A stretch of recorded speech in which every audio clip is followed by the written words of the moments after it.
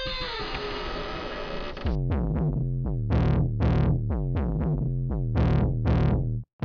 clear choice of good versus evil, of right versus wrong.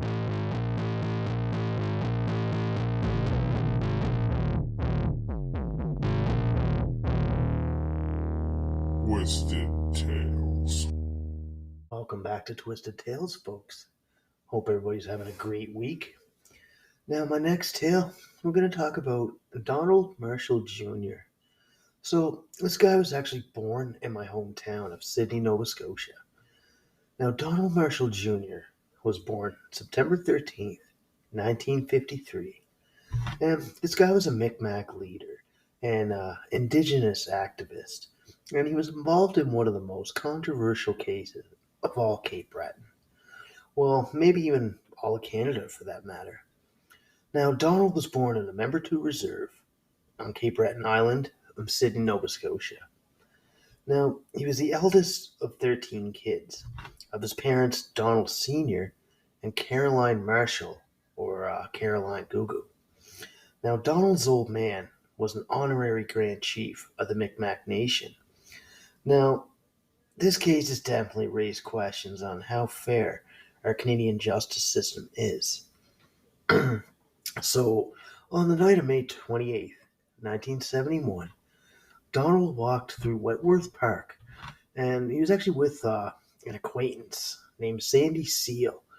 Now, he was a 17-year-old African-Canadian man, and they kind of met by chance as he was cutting through the park. Now, the two began hanging out and shooting the shit, when two other men began conversing with them. Roy Ebsery, a 59-year-old former ship cook, and James Jimmy McNeil, a 25-year-old unemployed laborer.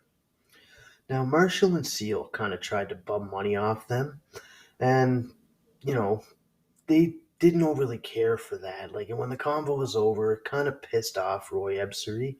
And little did they know that Roy was actually a man previously convicted on a weapons charge. And this involved a knife, which he currently had on his person as well. Now, it may seem like a little simple request, but Roy was drunk and angry. I mean, hasn't everybody been drunk and angry? And Ebsery said, "This is for you, black man," and stabbed Seal in the stomach. And then he began to lunge at Donald Marshall. So as Ebsery pulled out his knife, he stabbed Marshall in the arm. So Marshall kind of noticed this, that he was bleeding. He's like, "I gotta get the fuck out of here." Now, he started to flee, and the two other men noticed that Seal was pretty much dying, and they took off as well, because they didn't want to be caught up in this shit show. So Marshall soon returned to check on Sandy, and he actually got him an ambulance on the scene, and then police arrived. Now, Donald participated and cooperated in any way he could, and Seal was rushed to the nearest hospital, which was the Cape Breton Regional Hospital. Now, the officers who responded to the 911 call were Constables Leo Mraz, Howard Dean, Richard Walsh, and Martin McDonald. Now, the way that they treated the crime scene is deemed highly unprofessional. Like, they didn't tape off the scene of the crime, they didn't search the area for the other two men that were involved in the crime, they didn't take any photographs of the scene, and there was no autopsy performed. So police, in their own minds, kind of had things wrapped up, right? Like, they started to focus on Donald Marshall for the stabbing, and they believed that the stab wound on his arm had been self-inflicted. Now, Seal died the next day in the hospital, and one of my buddies, Steve, his mom was actually a nurse on the night that Sandy Seal was brought in, and she said that Roy Ebsery actually came in to see if Sandy Seal had lived, and she said that the man gave everyone the creeps. Now, I asked my buddy if I could just throw that in the episode, and he said, "Yeah, sure." So, I mean, that's a nice little tidbit of info, right? Now, even though Marshall was kind of known to police from previous incidents, like mainly just delinquent shit, like, like petty theft, but never violence, like panhandling, little things like that. So, one time at 17 years old, he was actually sentenced to 4 months in the county jail for giving alcohol to minors. Now, they went to Marshall's house and they searched it, but they found no murder weapon, and they turned up little evidence. And even after Marshall gave police his side of the story, they pretty much dismiss his claims. Now, police found two young boys nearby, and they were kind of used as eyewitnesses.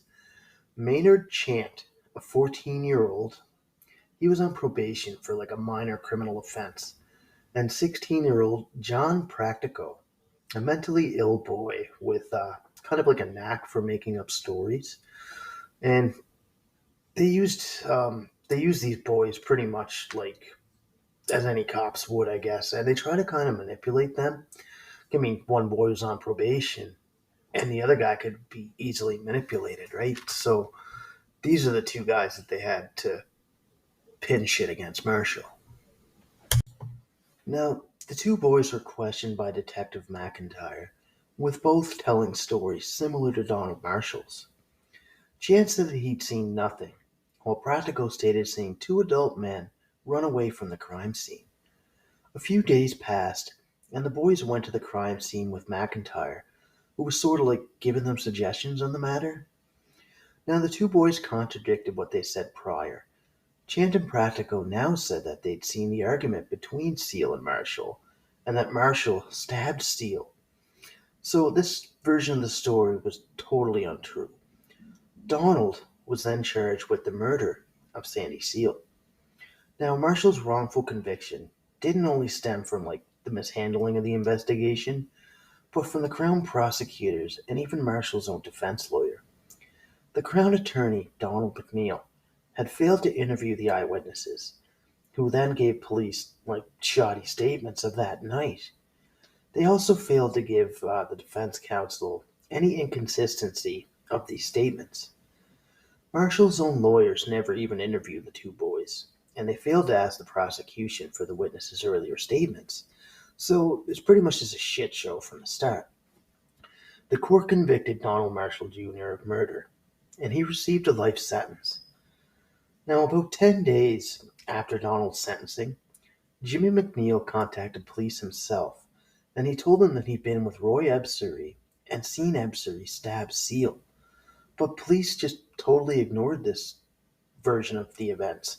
Like, they didn't even pass this info on to Marshall's lawyer either, because he was actually appealing the conviction. Now, while police kind of dismissed the evidence, our friend Donald Marshall began to serve his life sentence in jail.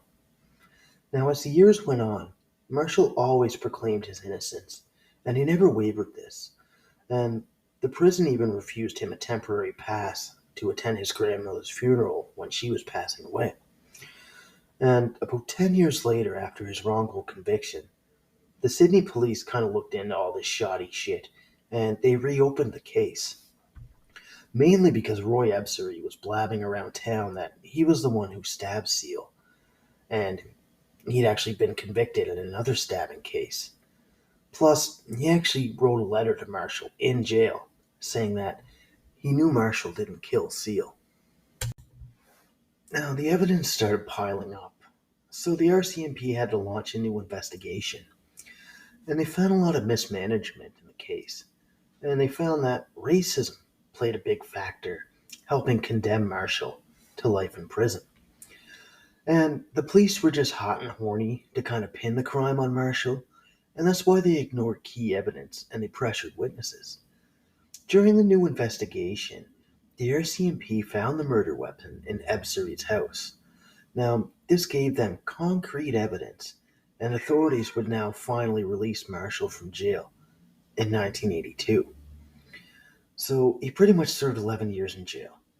Now, in 1989, a royal commission investigated the wrongful conviction of Donald Marshall Jr. The commission declared that the justice system clearly failed Donald Marshall pretty much every turn of the investigation, from the arrest, the wrongful conviction in 1971, and even his acquittal. Now, the commission made attempts to right the wrongs that were done to Marshall. After a thorough investigation, the commission declared the wrongful conviction was due to the fact that Marshall was a native man. And from the beginning of it all, the police ignored the version of Marshall's story, claiming him to be like a troublemaker, and police officers had shown clear bias against indigenous people. Marshall was Marshall was to receive a 1.5 million pension to compensate for nearly 11 years in jail. Originally, his compensation was supposed to be 700,000, but it actually got increased by a separate royal commission in 1990. This was by Justice Gregory T. Evans when the case was completed. So he was to receive 1.5 million. So Marshall's conviction resulted in some changes to the Canadian Evidence Act. So the Canada Evidence Act was an act first passed in 1893, kind of regulates the rules of evidence in court proceedings under federal law. So the changes made was that any evidence obtained must be presented to the defense on closure prior to the case. The Crown prosecutor had the discretion to present what they determined to be persistent to the case. Now, after 1983, the Crown prosecutor must provide all evidence with no determination on its usefulness. Now, a Royal Canadian Commission was formed as well to investigate what had caused the miscarriage of justice on Marshall. So, at least they got the ball rolling on that, right? So, I mean, things wouldn't happen like this to other people going forward. So, in 1985, Roy Ebsary was arrested by police, and after some court trials, now 72 years of age, Ebsary was found guilty of manslaughter for the murder of Sandy Seal. Initially only sentenced to 3 years in prison, but this was reduced to 1 year by the Court of Appeal in 1986. So the guy wrongfully accused of stabbing Sandy Seal gets life in prison, while the guy that actually did it gets 3 years in prison. Pretty much only 1 year with all this court shit. That's not right. I mean, and it shows how our justice system actually works, folks. So that's pretty messed up. Now, Marshall stayed out of trouble for like the most part after that. I mean, but we all get into trouble sometimes. But in 2003, suffering from chronic respiratory disease, Marshall underwent a double lung transplant. And his last years were pretty much troubled by poor health, domestic difficulties, and financial disputes stemming from treaty rights. Now, Marshall had been promised $2 million by a group of Atlantic First Nation chiefs just to recognize his struggles on behalf of like the Aboriginal people and for a case which he helped with for fishing and hunting rights. Now, in 2006, Marshall faced charges of attempted murder, uttering threats, and dangerous driving after a New Year's party, and he was accused of attacking a man with a vehicle. The charges were dropped after both men agreed to participate in a restorative justice meeting. And also in 2008, Marshall faced charges of assault against his wife, uttering threats against his wife, and her ex-husband, and a breach of undertaking. And even like 6 years after all this, like his wife made it known that they only received a fraction of that $2 million amount, roughly only $156,000.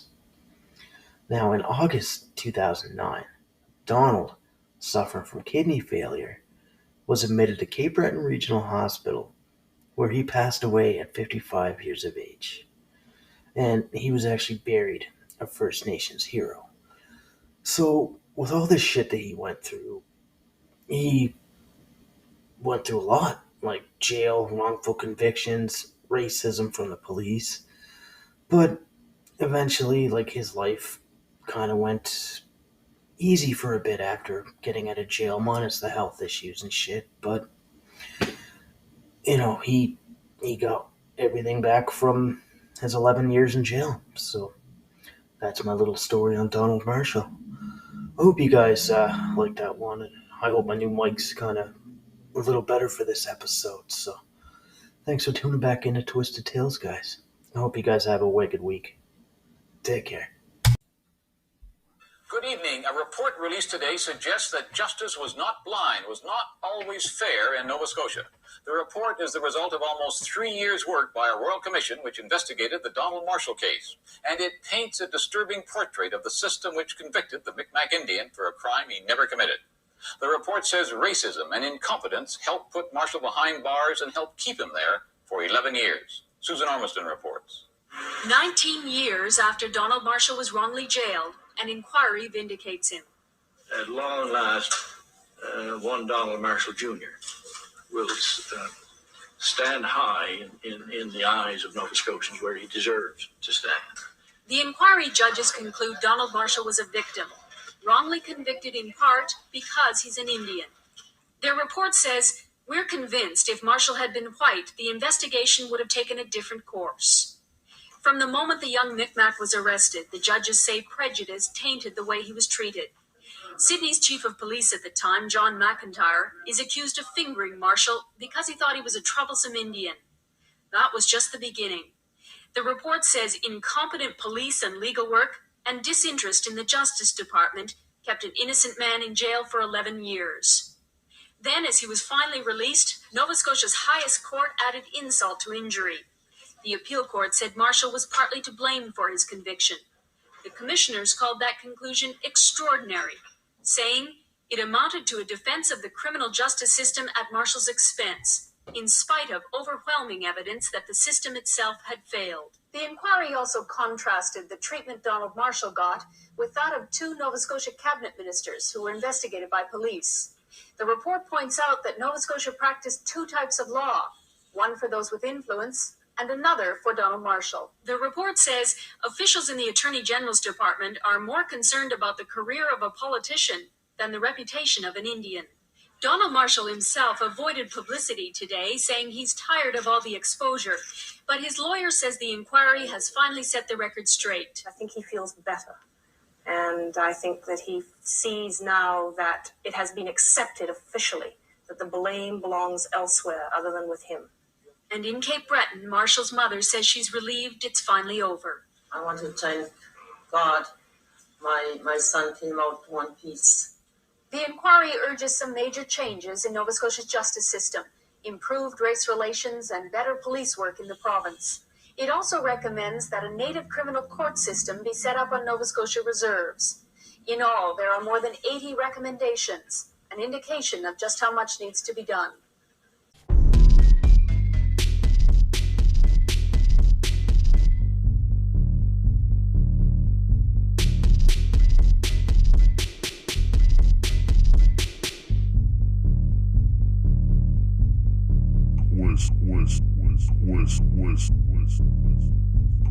Twisted Tales.